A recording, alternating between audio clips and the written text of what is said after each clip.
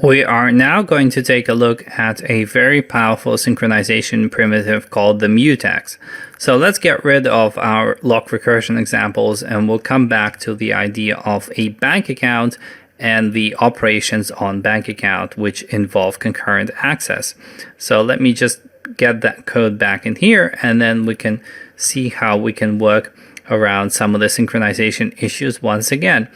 So a mutex is a type of a wait handle. We'll talk about wait handles more, but essentially a wait handle is a base class for a number of synchronization primitives, such as reset events, for example.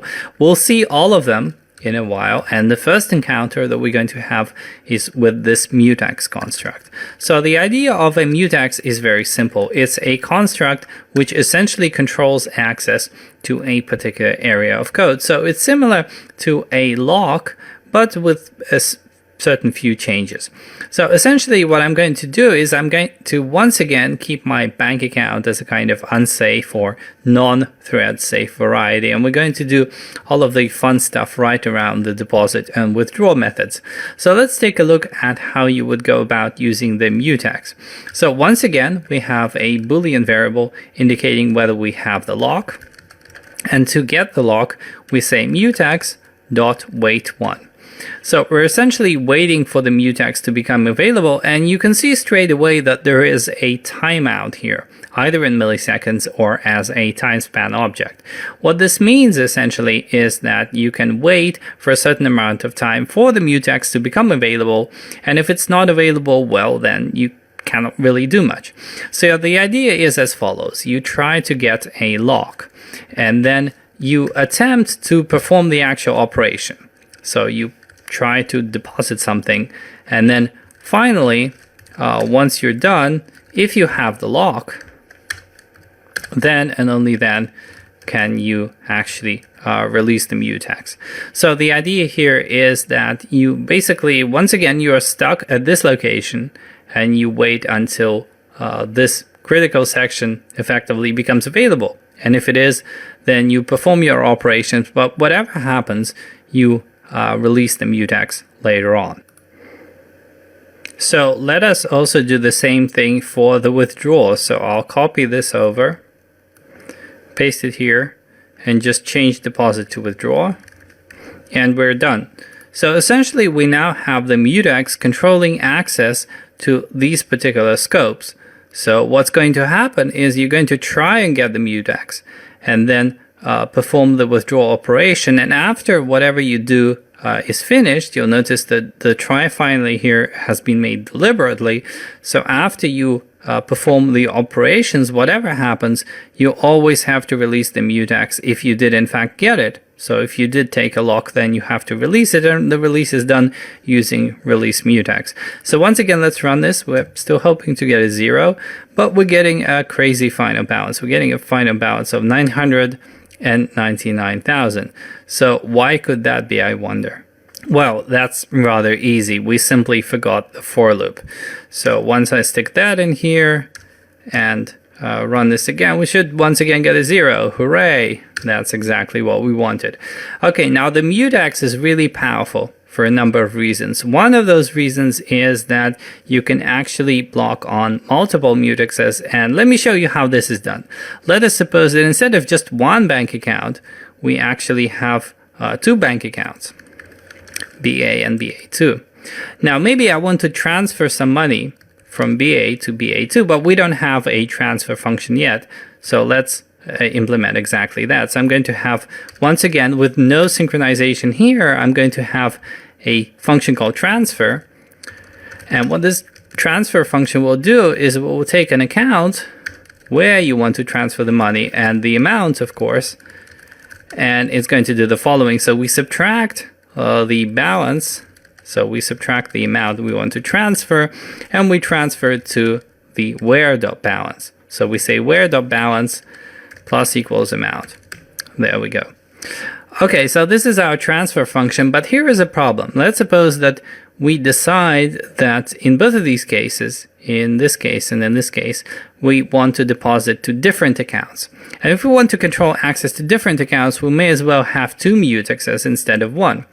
So I'll copy this and paste it as mutex2. So in the first case, let's deposit 10,000. So 10 multiplied by 1,000 multiplied by 1 will be $10,000.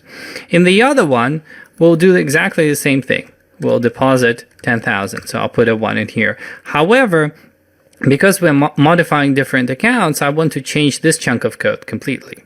So essentially here, I'm changing bank account 2, and I have to use mutex to actually control access to it.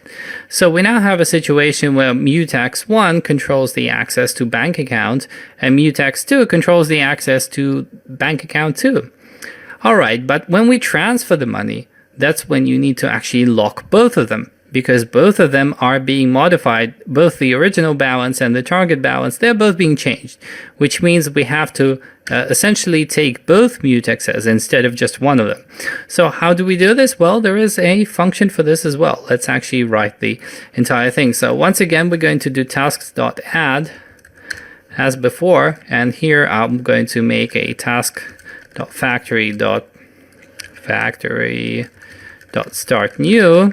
Once again, a lambda here. There we go. Okay, so what I want to do is I want to have a loop similar to the one before. So we'll have a loop going from 1 to, let's say, 1,000, and we'll transfer a certain amount of money from one account to another.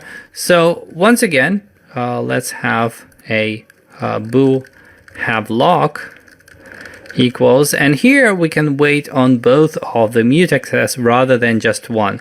And for that, we can use mutex.waitAll with an array. You'll notice that it's a wait handle that's being used as an argument. And in fact, when I'm calling mutex.waitAll, it's actually waitHandle.waitAll. I'm just using a derived class. So here we can specify mutex and mutex2. And we basically can only get this lock if both of these mutexes are available. So we're going to wait on both of them. By the way, this counter should probably be J because we've already used I. So that's done. And now that we have the lock, what we can try is we can try transferring. Now remember, once again, we are in a loop of 10. And we're doing 1,000 iterations, so that's 10,000. So by the end of it all, BA, if we do BA.transfer just a single dollar to BA2, we should have BA completely empty and BA2 with $20,000. So we'll have that same try finally construct. So finally, if we did get the lock, if we do in fact have the lock, we have to release both of the mutexes. We have to say mutex.release mutex, and the same for mutex2. So having made this, let's actually execute this and see what we're getting. So the final balance is 0. That's correct. However, I want to check the BA2 balance as well. So the final balance BA, and here we'll have BA2. So let's see, and that is indeed 20,000. So you can see that everything worked correctly, and that's how you use mutexes. But as I said, mutexes are even more powerful than this, because in addition to the kind of local mutexes that we've been using here, a mutex can actually be a global construct. It can be cross-process as an operating system construct. And what this means is that you can have a mutex shared between several different programs, which is very advanced. So one of the reasons to have this functionality and to use it is to prevent several copies of the same program being executed. So let me show you how to do exactly that. And for this, I'm actually going to open up a couple of command line prompts because I need to run several instances. So I'll open up maybe 2 command line prompts here, and we're going to be using them in just a moment. So in both cases, I'll go to bin debug, and I'll do the same here. So bin and debug, and we'll run them in just a moment. So the idea is that a mutex can actually be shared between several different processes. So here is the mutex. Mutex. I'm also going to have the name of the application, because if you're using a mutex in this global setting, you need to specify some sort of name. In this case, I'm going to have my application name. Let's just call it my app. So here's the idea. What you can do is you can try to get a mutex, a global mutex that already exists. So you can say something like mutex equals mutex.openExisting and provide it the name. In this case, we'll use app name. So you try to get a mutex. If you did in fact get the mutex, that means there is already somebody who has created it. And in this case, if we want to prevent the program being run more than once, we can write line, we can say, sorry, the application name is already running. Otherwise, we can catch an exception, because if this mutex is not found, then we get an exception. We get a wait handle cannot be opened exception. And in this case, it means nobody has started this yet. So essentially, in this case, what we mean is we can console write line. We can say we can run the program just fine. And we can actually make a mutex. So we can say mutex equals new mutex. We can specify whether it is initially owned. This argument basically decides whether to give the current thread initial ownership of the mutex. I don't care, I'll just put a false in here, and the second is going to be the name of the application. So essentially, having made this, we can do a console read key here, like so, and then later on we can actually go ahead and sort of release the mutex. So mutex.release mutex. Okay, so with a mutex created, we can actually try running this. I'm going to build here, but then remember those windows I've opened? Let's actually try using them. So I'll fire one of them up. So the first of them says we can run the program just fine, and that's okay because the program hasn't made a mutex. But here we go doing it again. Let's execute this process one more time.